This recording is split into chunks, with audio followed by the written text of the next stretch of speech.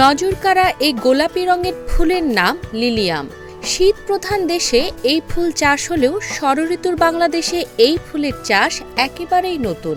মাদারীপুরের সমতলেও সৌন্দর্য ছড়াচ্ছে এই লিলিয়াম। প্রসারিত পাপড়ি, মন মাতানো রং আর দৃষ্টিনন্দন সৌন্দর্যে মুগ্ধ করছে সবাইকে। আমি ফার্স্ট দেখেই তো ভাবছিলাম এটা অরিজিনাল নাকি আমরা যেটা আর্টিফিশিয়াল দেখি সেটা, কিন্তু দেখে আমার খুবই ভালো লাগছে, কারণ এই প্রথমবার আমি লিলিয়াম ফুলটা দেখছি। আমরা এখানে মাঝে মাঝে আসি, কিন্তু আজকে একটু ভিন্ন ধরনের ভালো লাগা কাজ করছে, কারণ নতুন প্রজাতির এক ধরনের ফুল আমরা দেখলাম, যে ফুলটি আমাদের দেশে খুব কমই আসে, এখানে খুব কম চাষ করা হয়, এবং আমরা আমাদের মাদারীপুরে এই ধরনের ফুল চাষ হচ্ছে এটা দেখে এবং জেনে খুবই আনন্দিত।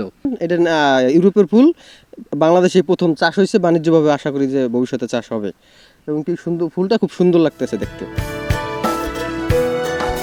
সম্প্রতি গোলাপি ও খয়েরি রঙের লিলিয়াম ফুলের পরীক্ষামূলক চাষ শুরু করেছে জেলার মোস্তফাপুর হর্টিকালচার সেন্টার। এই ফুলটি পাহাড়ের মাটি ও আবহাওয়ার পাশাপাশি সমতলেও চাষের উপযোগী। রোপণের মাত্র ৪৫ দিনের মধ্যেই ফুল ফুটেছে। এই ফুলটি আগামীতে দেশের ফুলের বাজারের অর্থনীতিতে বড় ভূমিকা রাখবে বলে জানিয়েছেন কৃষি কর্মকর্তারা। এটা কাঠফ্লাওয়ার হিসেবে এখন একদম জনপ্রিয়। আমরা যদি অর্কিডের পরেই আমরা এটা বিবেচনা করব, এবং কাঠফ্লাওয়ার হিসেবে এটা এখন ১ নাম্বার পজিশনে আছে। বিভিন্ন ফুল যারা বিক্রি করেন তারা আমাদের সাথে যোগাযোগ করেছেন, তারা এই ফুল ২০০ টাকা করে একটা স্টিক তারা নিতে চান। তাহলে বোঝা যাবে যে এখানে প্রথম বছর যদি আমি ২৫০ টাকার একটা বীজ কিনি, ১ বছরেই আমার এটা কিন্তু চালান উঠে যাবে, এবং পরবর্তী বছর বীজটা আমার লাভে থেকে যাবে। আর এটা আমাদের যে ফুলের যে বিশাল, আমাদের যে ৪০ কোটি টাকার একটা বাংলাদেশে ৪০০ কোটি টাকার যে মার্কেটটা, সেই মার্কেটে এটা একটা প্রথম স্থান দখল করে নিবে। এবং মোট কথা হলো, এটা বীজটা যদি আমরা অ্যাভেলেবল করতে পারি, এটা ব্যাপকভাবে চাষাবাদ শুরু হবে।